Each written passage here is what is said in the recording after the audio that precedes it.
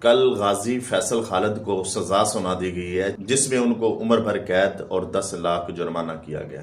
افسوس کی بات یہ ہے اس ملک سے ایک گستاخہ کو جس نے نبی علیہ السلام کی گستاخی کی تھی اس کو باعزت رہا کیا جاتا ہے اور ملک سے باہر بھیجا جاتا ہے۔ اس ملک کو لوٹنے والے کو باعزت طریقے کے ساتھ رہا کیا جاتا ہے اور ان کو سزا تک نہیں دی جاتی اور ان سے پوچھا تک نہیں جاتا، اور پھر وہ دندناتے اور پھر اس ملک میں آ کر حکومت کرنا شروع کر دیتے ہیں، پھر وہ ہمارے وزیر اعظم بن جاتے ہیں اور ان سے کوئی سوال نہیں کرتا۔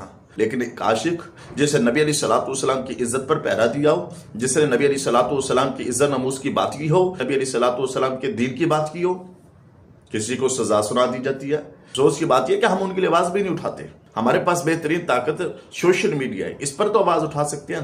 بتائیں غازی فیصل کو، غازی صاحب پریشان ہونے کی ضرورت نہیں، کل بھی ہم آپ کے ساتھ تھے، آج بھی آپ کے ساتھ کھڑے ہیں۔ اگر وقت آیا تو میدان